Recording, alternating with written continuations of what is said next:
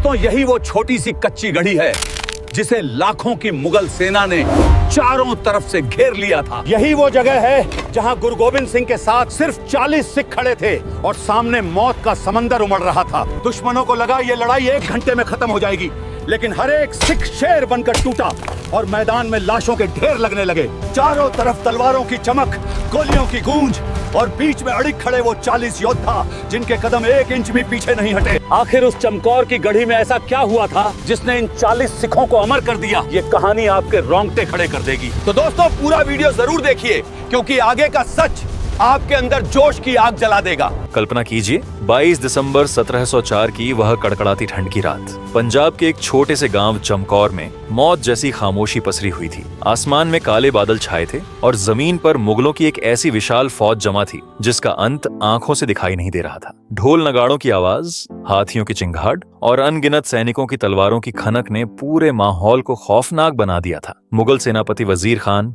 और पहाड़ी राजाओं को लगा था कि यह कोई युद्ध नहीं बल्कि 1 घंटे का आसान सा खेल है। उनका शिकार उनके सामने था, एक छोटी सी कच्ची मिट्टी की हवेली जिसे घड़ी कहा जाता था। लेकिन इस कच्ची घड़ी के अंदर कोई बड़ी फौज नहीं थी। अंदर मौजूद थे सिखों के 10वें गुरु श्री गुरु गोविंद सिंह जी, उनके 2 मासूम साहिबजादे और मात्र 40 भूखे प्यासे सिख योद्धा। बाहर खड़ी 10 लाख की फौज इस घमंड में चूर थी कि मुट्ठी भर सिख चंद मिनटों में घुटने टेक देंगे। मुगलों को लगा कि सूरज निकलने से पहले ही वे गुरु साहिब को जंजीरों में जकड़ लेंगे, लेकिन इतिहास कुछ और ही लिखने जा रहा था। उन 40 सिखों ने आत्मसमर्पण नहीं किया। उन्होंने मौत की आंखों में आंखें डाली और अगले 24 घंटों में मुगलों की लाशों के ऐसे पहाड़ खड़े कर दिए जिसे देखकर मुगल साम्राज्य की रूह कांप उठी। दुनिया के सैन्य इतिहास में बैटल ऑफ थर्मोपाइले का जिक्र बार बार होता है, लेकिन चमकौर की उस कच्ची घड़ी में जो हुआ वह केवल एक युद्ध नहीं था। वह शहादत, वैचारिक दृढ़ता और अदम्य साहस का वह चमत्कार था जो आज भी सुनने वालों के रोंगटे खड़े कर देता है। लेकिन चमकौर के इस महासंग्राम के बीज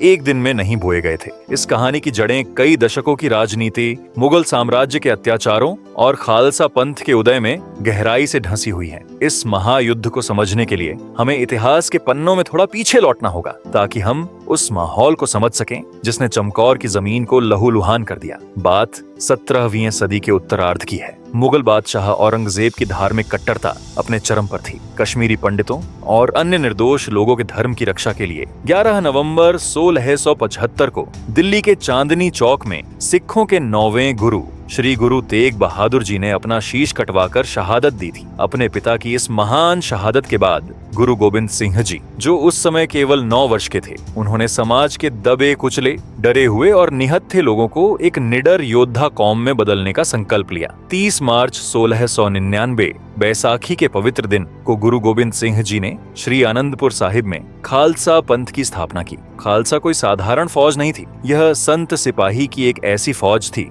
जिसके एक हाथ में सिमरन की माला थी और दूसरे हाथ में मजलूमों की रक्षा के लिए उठी हुई तलवार। गुरु साहिब का स्पष्ट आदेश था कि खालसा एक ऐसा भाईचारा होगा जो अन्याय और अत्याचार के खिलाफ लड़ेगा, चाहे दुश्मन कितना भी ताकतवर क्यों ना हो। सिखों की इस बढ़ती शक्ति, सैन्य कौशल और समानता के सिद्धांत को देखकर आसपास के पहाड़ी राजा और मुगल सल्तनत घबरा गए। उन्हें लगा कि अगर इस ताकत को नहीं रोका गया तो उनकी सत्ता समाप्त हो जाएगी। गुरु गोविंद सिंह जी को खत्म करने के लिए मुगलों और पहाड़ी राजाओं ने हाथ मिला लिया। वजीर खान, जो कि सरहिंद का सूबेदार था, और जबरदस्त खान, जो कि लाहौर का सूबेदार था, उनके नेतृत्व में एक विशाल गठबंधन सेना ने आनंदपुर साहिब के किले को चारों तरफ से घेर लिया। यह घेराबंदी लगातार 7-8 महीनों तक चली। मुगलों का उद्देश्य किले के अंदर रसद और पानी की आपूर्ति रोककर सिखों को आत्मसमर्पण के लिए मजबूर करना था। किले के अंदर हालात बेहद भयावह हो चुके थे। राशन पूरी तरह से समाप्त हो गया था। वीर सिख योद्धा पेड़ों की छाल, पत्ते और कच्ची जड़ें खाकर जीवित थे,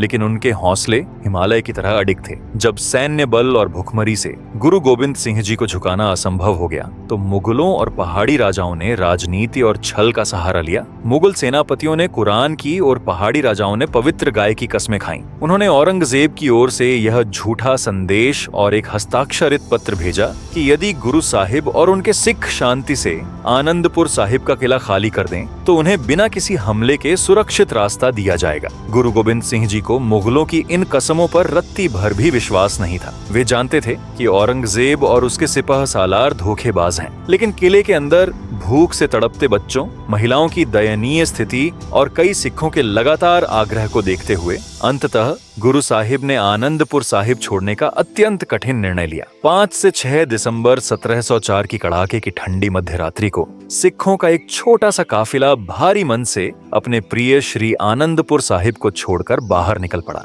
सिखों का काफिला जैसे ही आनंदपुर साहिब की सीमाओं से बाहर निकला, मुगल सेना ने अपनी सभी पवित्र कस्में तोड़ दी। धोखेबाज मुगल सेना और पहाड़ी राजाओं ने पीछे से एक भीषण और कायरतापूर्ण हमला कर दिया। दिसंबर की वह रात किसी भयानक दुःस्वप्न से कम नहीं थी। कड़ाके की ठंड, मूसलाधार बारिश, घुप अंधेरा और सामने उफनती हुई सरसा नदी। पहाड़ों में हुई भारी बारिश के कारण सरसा नदी का जलस्तर उफान पर था। बर्फीला पानी किसी भी इंसान की हड्डियों को गला देने के लिए काफी था। एक तरफ बाढ़ से उफनती नदी और दूसरी तरफ खून की प्यासी लाखों की मुगल फौज। इस भयानक अफरा तफरी के बीच गुरु साहिब के 400 वीर सिखों ने मुगलों की विशाल सेना को रोकने के लिए रियर गार्ड की अत्यंत खतरनाक भूमिका निभाई।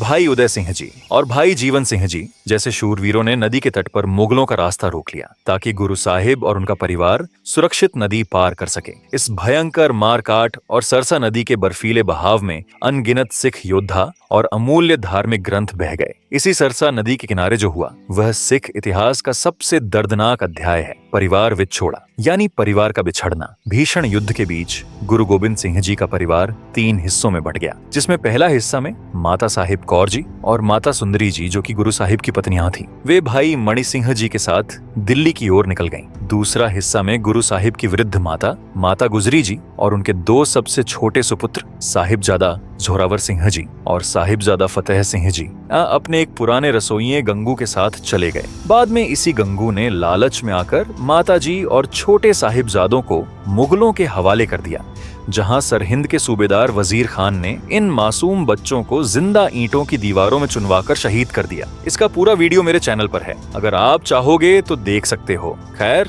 इधर तीसरा हिस्सा में गुरु गोबिंद सिंह जी, उनके 2 बड़े सुपुत्र साहिबजादा अजीत सिंह जी और साहिबजादा जुझार सिंह जी, 5 प्यारे और मात्र 40 सिख योद्धा किसी तरह लड़ते भिड़ते सरसा नदी को पार कर सके। इन 40 सिखों ने कई दिनों से कुछ खाया नहीं था। उनके कपड़े ठंड से भीगे हुए थे, शरीर पर युद्ध के गहरे घाव थे, लेकिन उनके भीतर खालसा का वह तेज धधक रहा था जिसे कोई मुगल तलवार बुझा नहीं सकती थी। ये छोटा सा दल नदी पार करके रूपनगर जिले के पास स्थित चमकौर नामक गांव की ओर बढ़ा। फिर 21 दिसंबर 1704 की ढलती हुई शाम गुरु साहिब और उनके 40 सिख चमकौर गांव पहुंचे। मुगल सेना खूंखार कुत्तों की तरह उनका पीछा कर रही थी। चमकौर का भौगोलिक परिवेश अत्यंत जटिल था। यहाँ का इलाका ऊबड़ खाबड़ था और घने जंगलों से घिरा हुआ था। इस प्राकृतिक बनावट ने मुगलों की भारी भरकम घुड़सवार सेना और तोपखाने की गति को कुछ समय के लिए धीमा कर दिया था, जिससे सिखों को मोर्चा बंदी का थोड़ा समय मिल गया। गांव पहुंचकर गुरु साहिब ने मुगलों से लोहा लेने के लिए एक सुरक्षित स्थान की तलाश की। उन्होंने चमकौर के स्थानीय मुखिया से आश्रय मांगा, लेकिन मुगलों के खौफ से उसने साफ इनकार कर दिया। हालांकि उस मुखिया के छोटे भाई ने हिम्मत दिखाते हुए अपनी एक पुरानी 2 मंजिला कच्ची मिट्टी की हवेली सिखों को सौंप दी। गुरु गोबिंद सिंह जी की सैन्य दूरदर्शिता यहाँ अपने चरम पर दिखाई देती है। उन्होंने देखते ही देखते उस छोटी सी कच्ची हवेली को एक अभेद्य सैन्य किले में तब्दील कर दिया। घड़ी की मिट्टी की दीवारें काफी ऊंची थीं, जो प्राकृतिक ढाल का काम कर सकती थीं। मुगलों की 10 लाख की सेना के पहुंचने से पहले ही गुरु साहिब ने अपने 40 योद्धाओं को एक अचूक सैन्य चक्रव्यूह में इस प्रकार तैनात कर दिया। देखो, हवेली की दीवारों में बनी 8 खिड़कियों पर 8-8 सिखों को तीर कमान और बंदूकों के साथ तैनात किया गया था। उनका काम साफ था, घड़ी की ओर बढ़ने वाले हर दुश्मन को दूर से ही रोक देना और आगे बढ़ने से पहले ही ढेर कर देना। घड़ी का केवल एक ही मुख्य द्वार था जो उत्तर दिशा की ओर खुलता था। इसकी सुरक्षा की जिम्मेदारी भाई कोठा सिंह जी और भाई मदन सिंह जी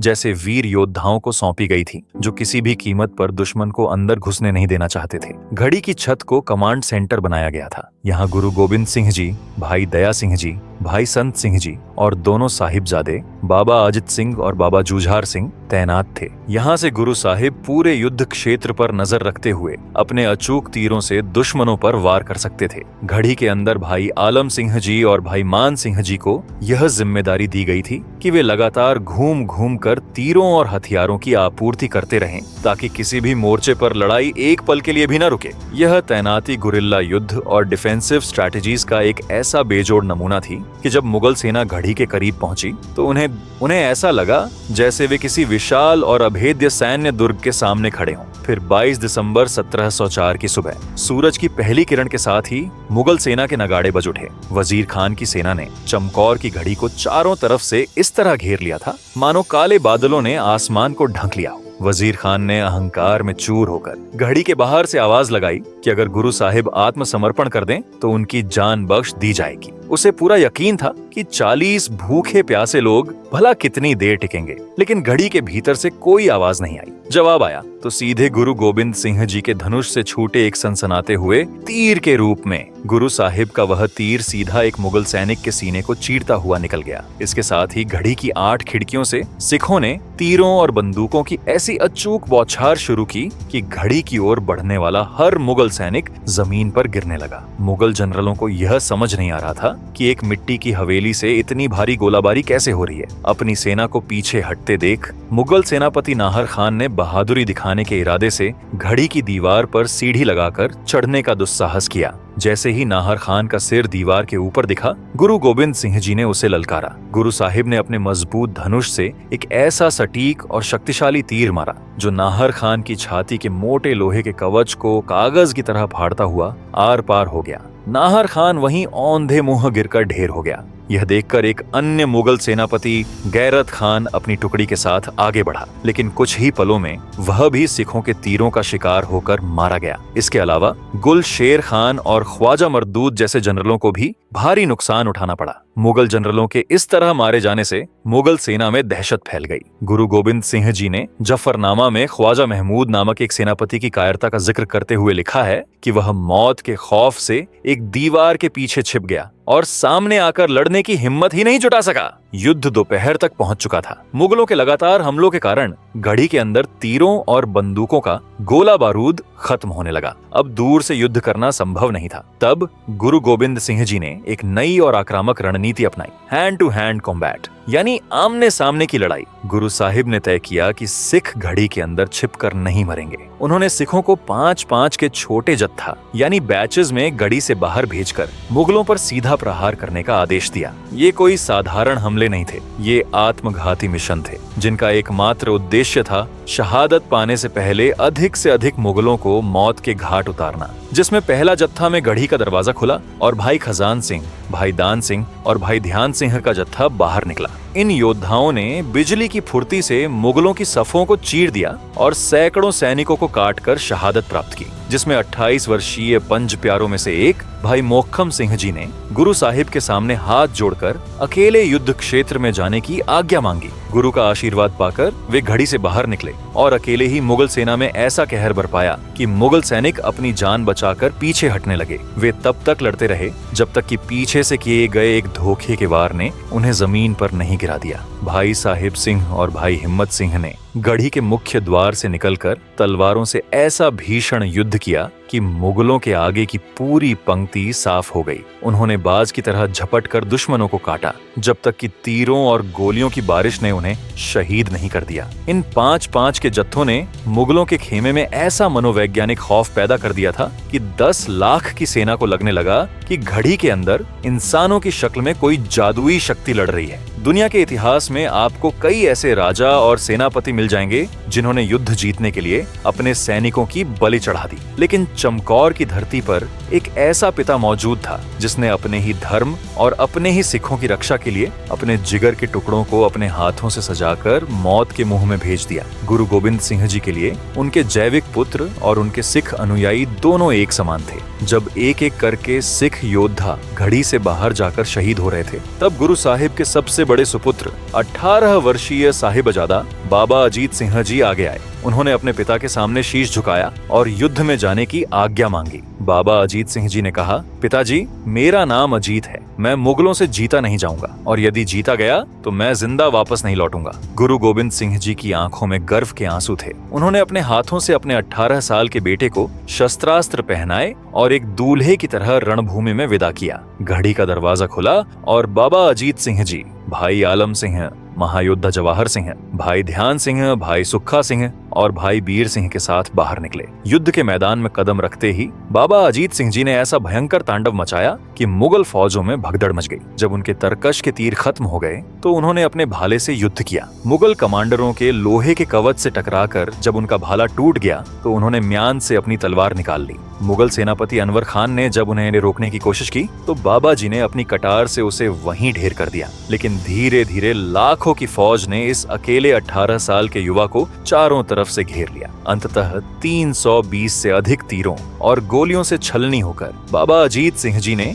रणभूमि में हंसते हंसते शहादत प्राप्त की। गुरु गोविंद सिंह जी घड़ी की छत से अपने बेटे की इस वीरता को देख रहे थे। जब बाबा अजीत सिंह जी वीर गति को प्राप्त हुए तो गुरु साहिब ने रोने के बजाय गर्व से सत श्री अकाल का जयकारा लगाया। अपने बड़े भाई को मुगलों से घिरते और शहीद होते देख 14 वर्षीय साहिबजादा बाबा जुझार सिंह जी का खून खौल उठा। वे दौड़कर अपने पिता के पास आए और बोले, पिताजी मुझे आज्ञा दीजिए, मैं अपने भाई के बिना जीना नहीं जानता, मुझे भी उसी राह पर जाना है। सूरज प्रकाश ग्रंथ के अनुसार गुरु साहिब ने कहा कि तुमने तो अभी कोई युद्ध नहीं लड़ा है। इस पर 14 साल के बाबा जुझार सिंह जी ने जो उत्तर दिया वह इतिहास के पन्नों पर स्वर्ण अक्षरों में दर्ज हो गया। लड़ना नहीं आता मुझे, पर मरना तो आता है। गुरु गोविंद सिंह जी ने अपने 14 साल के बेटे को सीने से लगाया और कहा, जाओ मेरे बेटे, मृत्यु रूपी जीवन दायिनी दुल्हन से विवाह रचाओ। तुम्हारे दादा गुरु तेग बहादुर जी और तुम्हारे बड़े भाई सचखंड में तुम्हारा इंतजार कर रहे हैं। बाबा जुझार सिंह जी गुरु साहिब की तलवार लेकर भाई साहिब सिंह,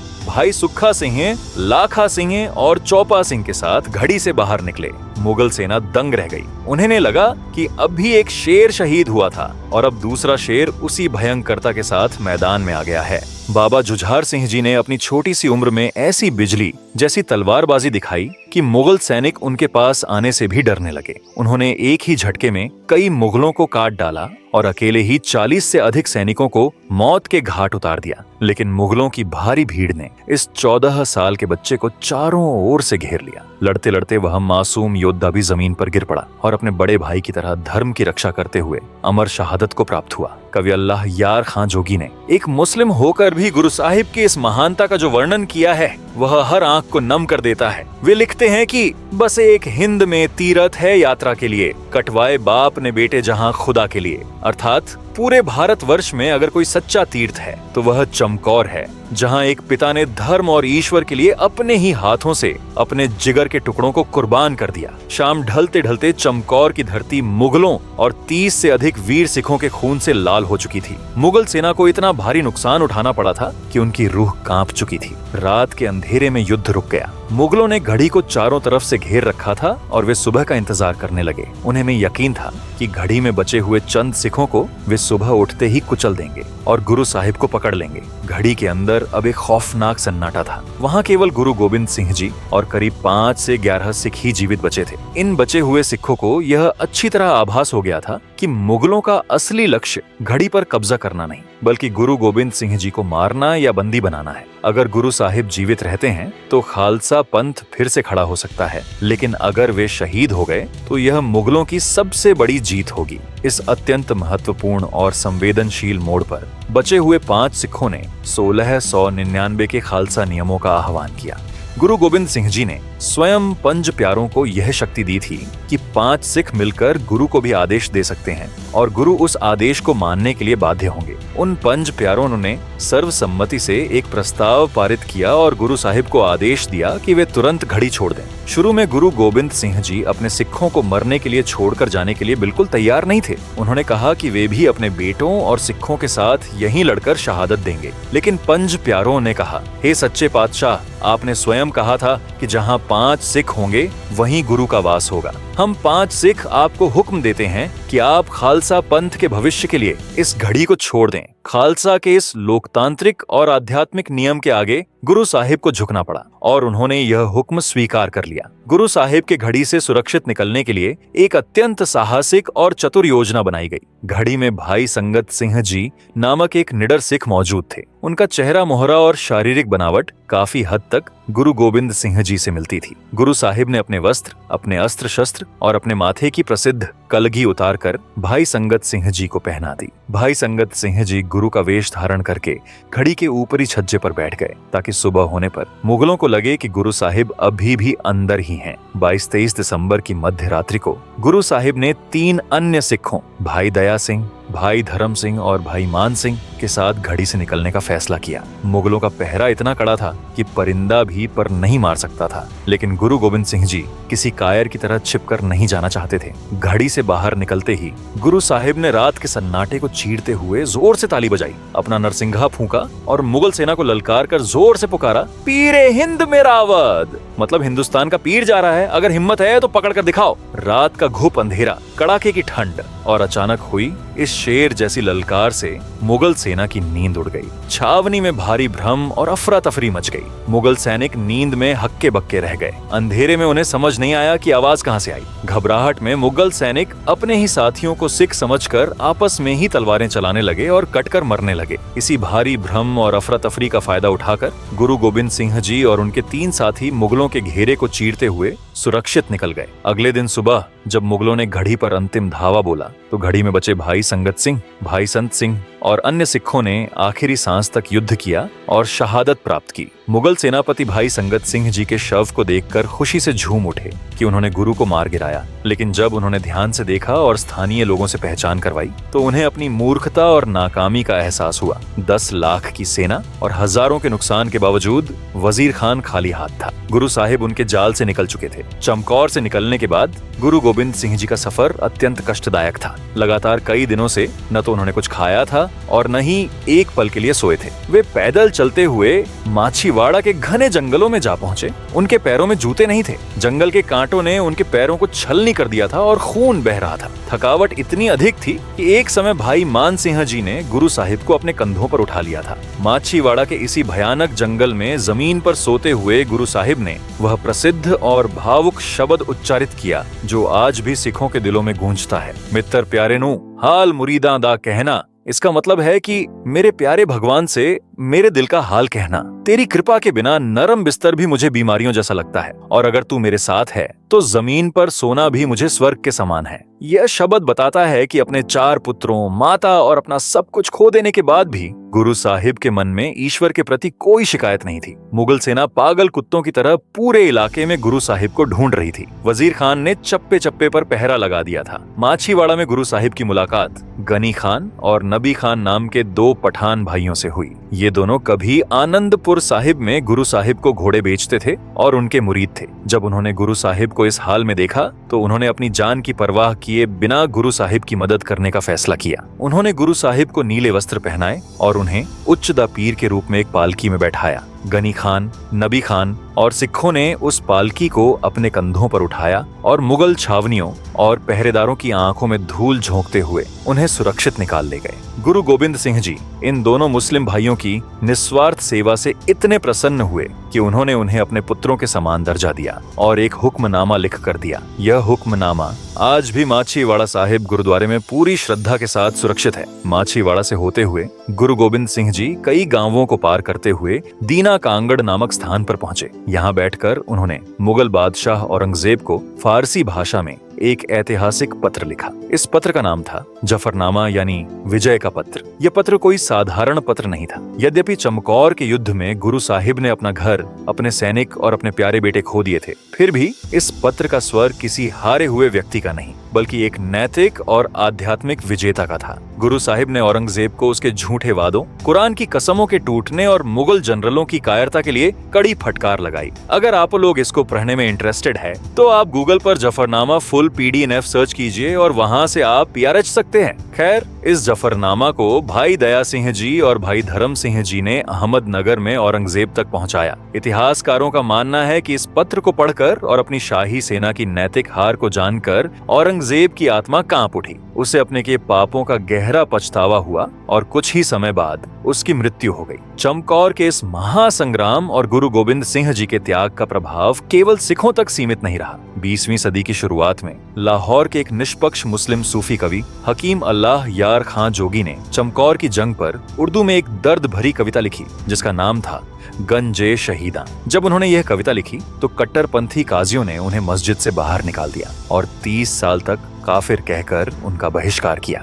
लेकिन जोगी जी अपने सत्य पर अडिग रहे और कहा, मैं मोहम्मद के लिए काफिर हो सकता हूँ लेकिन गुरु गोविंद सिंह जी के लिए नहीं। मैं स्वर्ग में गुरु साहिब की बाहों में जगह चाहता हूँ। उनकी कविता की कुछ पंक्तियां आज भी चमकौर साहिब की दीवारों पर अंकित हैं। बस एक हिंद में तीरथ है यात्रा के लिए, कटवाए बाप ने बेटे जहाँ खुदा के लिए। उल्फत के ये जलवे कभी देखे नहीं हमने, हाँ देखना एक बात सुने भी नहीं हमने। न कहूँ अब की न कहूँ तब की, अगर न होते गुरु गोविंद सिंह तो सुन्नत होती सबकी। खैर, चमकौर का युद्ध आज केवल इतिहास की किताबों में बंद कोई घटना नहीं है। यह भारतीय उपमहाद्वीप के सांस्कृतिक और आध्यात्मिक हृदय की धड़कन है। उन 40 सिखों और गुरु साहिब के मासूम साहिबजादों की अदम्य शहादत को याद करने के लिए आज भी पंजाब के रूपनगर जिले के श्री चमकौर साहिब में हर वर्ष 20 से 22 दिसंबर के बीच शहीदी जोड़ मेला आयोजित किया जाता है। इन 3 दिनों के दौरान लाखों श्रद्धालु दुनिया भर से यहाँ नमन करने आते हैं। जिस स्थान पर वह कच्ची घड़ी मौजूद थी और जहाँ साहिबजादों और सिखों ने शहादत दी थी, वहाँ आज एक भव्य गुरुद्वारा श्री कत्लगढ़ साहिब सुशोभित है। इसके अतिरिक्त गुरुद्वारा घड़ी साहिब, गुरुद्वारा दमदमा साहिब और गुरुद्वारा ताड़ी साहिब भी उन ऐतिहासिक पलों के गवाह बनकर शान से खड़े हैं। शिरोमणि गुरुद्वारा प्रबंधक कमेटी और स्थानीय प्रशासन इस दौरान भव्य प्रबंध करते हैं। मीलों लंबे लंगर लगाए जाते हैं जहां लोग जमीन पर बैठकर प्रसाद ग्रहण करते हैं। कीर्तन और ढाढ़ी जत्थे पारंपरिक संगीत के माध्यम से साहिबजादों की वीर गाथाएं गाते हैं। आनंदपुर साहिब से चमकौर साहिब तक एक विशाल नगर कीर्तन निकाला जाता है जिसमें हजारों लोग नम आंखों से उस मार्ग को याद करते हैं जिससे गुरु साहिब गुजरे थे। यह मेला हमें सिखाता है कि जो लोग सत्य और न्याय के लिए अपना खून बहाते हैं वे कभी नहीं मरते, वे सदियों तक अपनी कौम के दिलों में जिंदा रहते हैं। तो उम्मीद है दोस्तों आपको यह गुरु गोविंद सिंह जी और चमकौर के युद्ध की कहानी सुनकर आंसू जरूर आए होंगे। अगर आपको ऐसी ही कहानियां हो पसंद है तो सारागढ़ी के युद्ध की कहानी भी जरूर देखें, जहां 10,000 खूंखार अफगानी पठानों के सामने सिर्फ 21 सिख सैनिक डटे रहे। वे चाहते तो सरेंडर कर सकते थे लेकिन उन्होंने आखिरी गोली और आखिरी सांस तक लड़ने का फैसला किया। एक एक सिख ने 40-40 दुश्मनों को काटा। स्क्रीन पर दिख रहे वीडियो पर जरूर क्लिक करें। तब तक अपने और अपने परिवार का ख्याल रखें। अंत में गुरु गोविंद सिंह जी के शब्द कह देता हूँ, चिड़ियों से मैं बाज लड़ाऊं, गीदड़ों से मैं शेर बनाऊं, 1.25 लाख से एक लड़ाऊं, तभी गोविंद सिंह नाम कहाऊं। आप लोग भी यह कमेंट में जरूर लिखें। जय हिंद।